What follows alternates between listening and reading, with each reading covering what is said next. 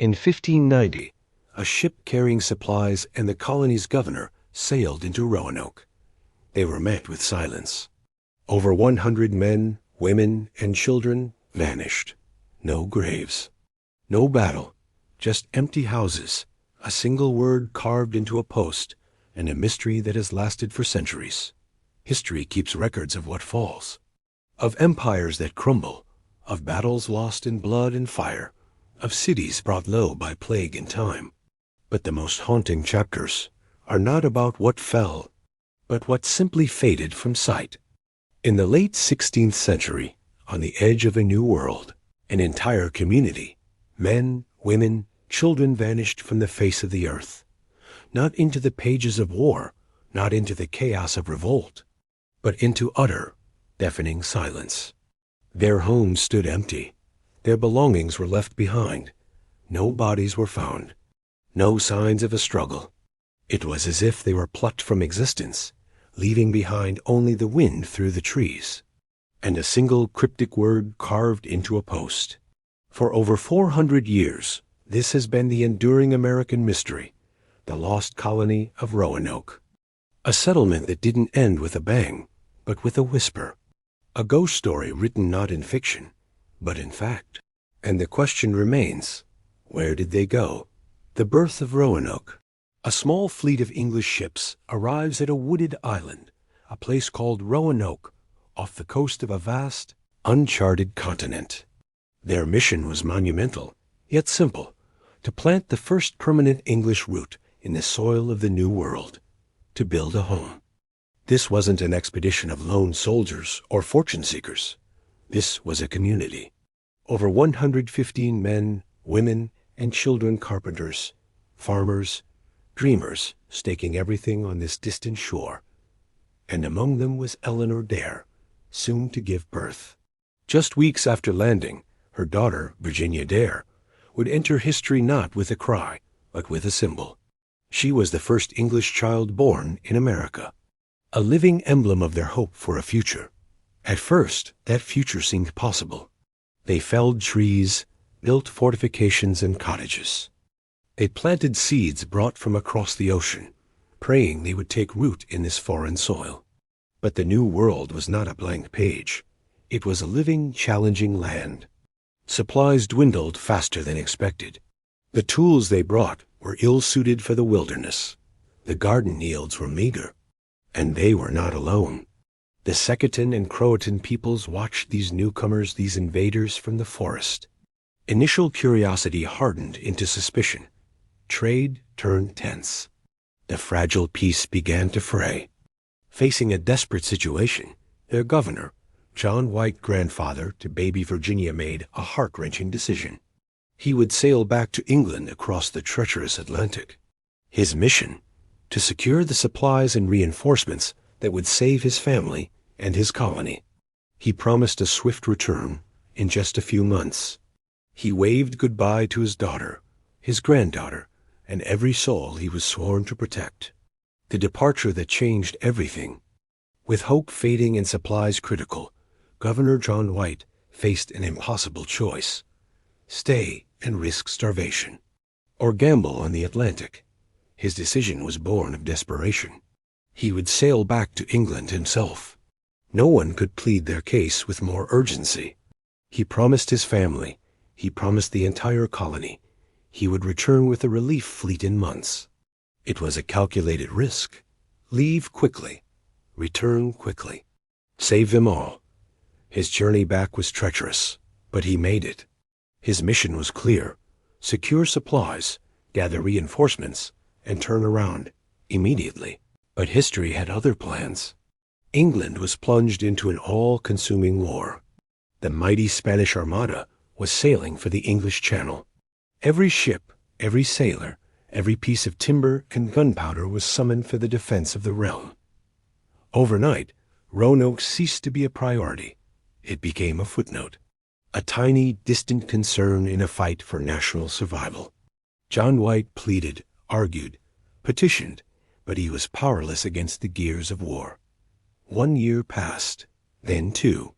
Promises were made and broken. Ports remained closed to all but warships. 3 long years. For 36 agonizing months, John White was trapped, while 115 souls, including his own flesh and blood, were left in the wilderness with nothing but his promise and vanishing hope. The day Roanoke was found empty, 1590. After 3 years of war, delay, and agony, John White finally fought his way back. His relief ship, driven by a privateer's greed more than mercy, approached the shore of Roanoke. His heart must have been pounding. Would they see his sails and come running?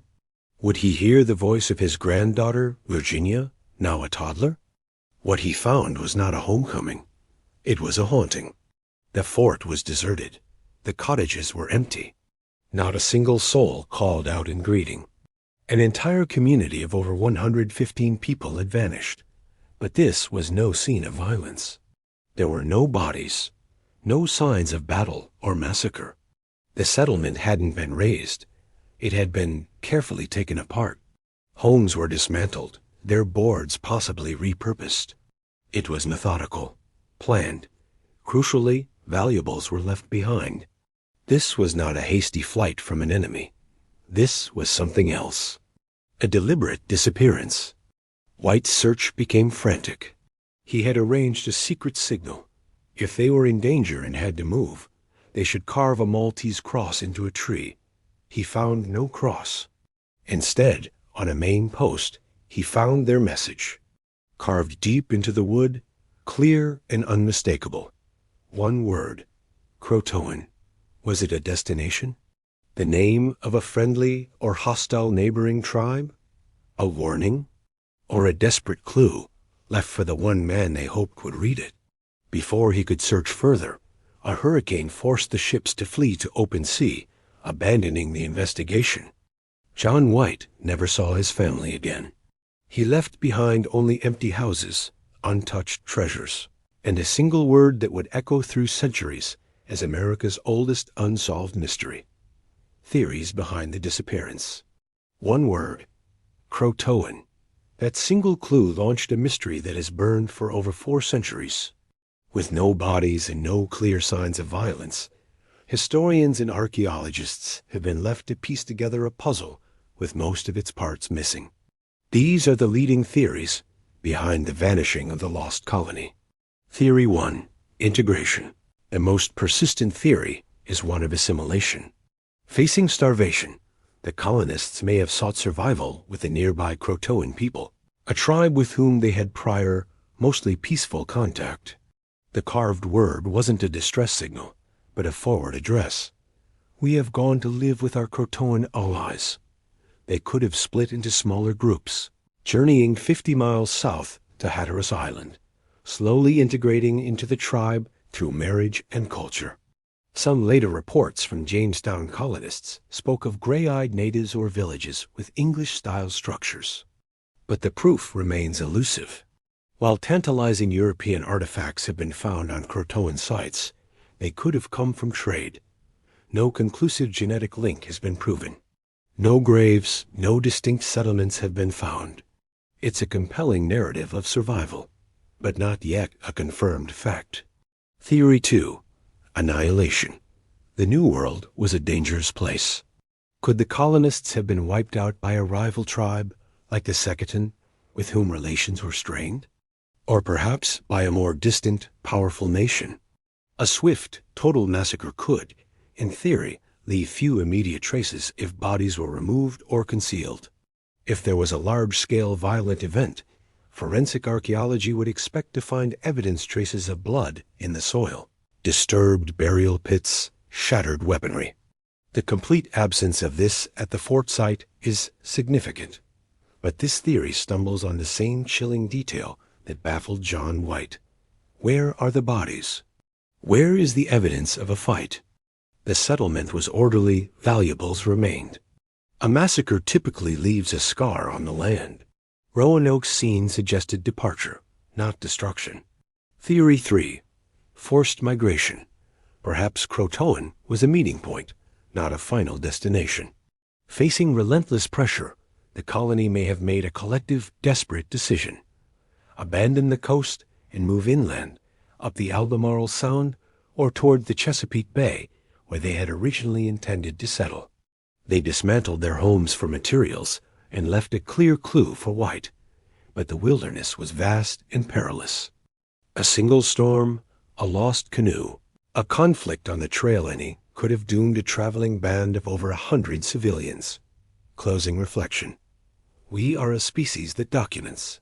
We record our births, our wars, our triumphs, and our ends. History is built on evidence, on proof. When a city falls, archaeology finds its bones. When an empire collapses, it leaves ruins.